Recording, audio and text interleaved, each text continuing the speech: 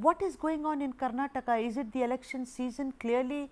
Is it the failure of the Siddaramaiah government, which is too busy trying to douse fires within its party and government? Don't you think that Karnataka is once again hurtling into sectarian violence?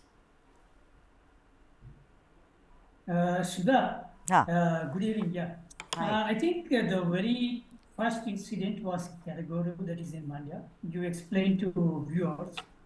Now, the very interesting fact is in keragodu, I don't call it as a communal because there are two, 3 points.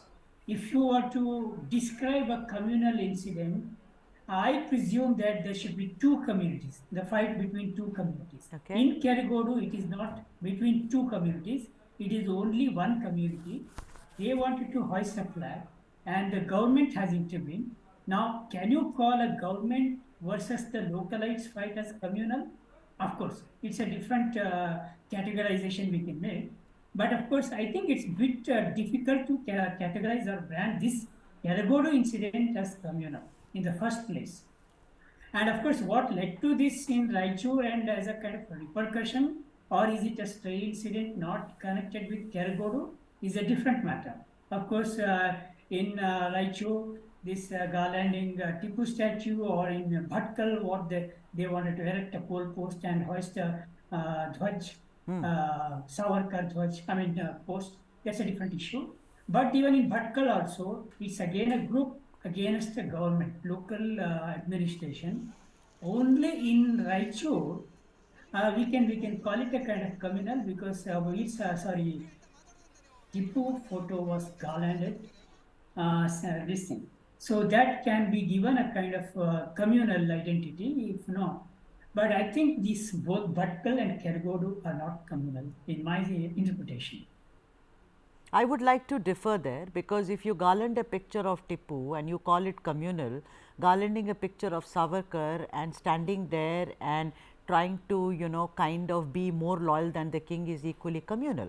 And when I say it's communal, Bhaskar, what I mean is that the BJP and the JDS have now gone and said Siddaramaiah is into Muslim appeasement. I am not going to mince word and call it minority. They are said that he is somebody who is anti-Hindu.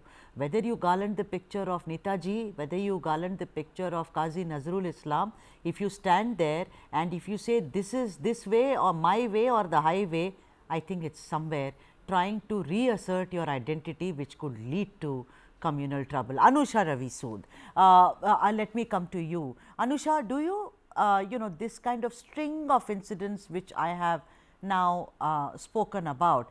When I spoke to you last, we were only on Mandya and Dharwad. Now it is also Raichur and it is also Bhatkal, and we know the kind of history of Bhatkal, a bit more than what a lot of other viewers would know. So, I am asking you that is there some kind of a movement or a kind of a tectonic shift which is taking place in Karnataka because of 2024? There should be no doubt that all of these incidents is a build-up to a larger narrative, which somehow revisits Karnataka every time there's an election around. Something that you disagreed with, Bhaskar, I must agree with you on disagreeing with Bhaskar. If you look at all of these incidents in isolation, maybe they seem like absolutely innocent incidents of, people wanting something and the government not permitting them to do so. But there's a lot of planning that goes behind these incidents.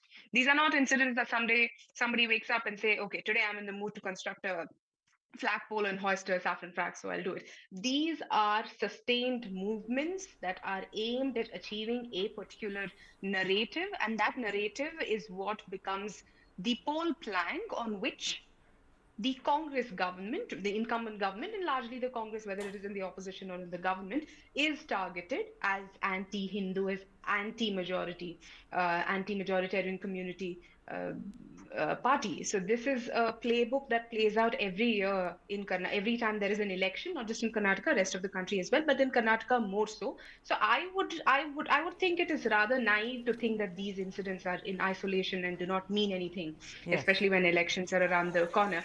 Look at what happened previously, before in the 2018 election. In the run-up to the 2018 election, the BJP's poll plank was this massive Padayatra that was led by its MPs, especially in coastal regions and in Kodagu, Mysore, etc. These regions that are known to be communally sensitive. It was called the Janasuraksha Yatra. A list of Hindu workers allegedly murdered or made up were put together by the BJP. It turned out that a lot of people on this list were not even dead.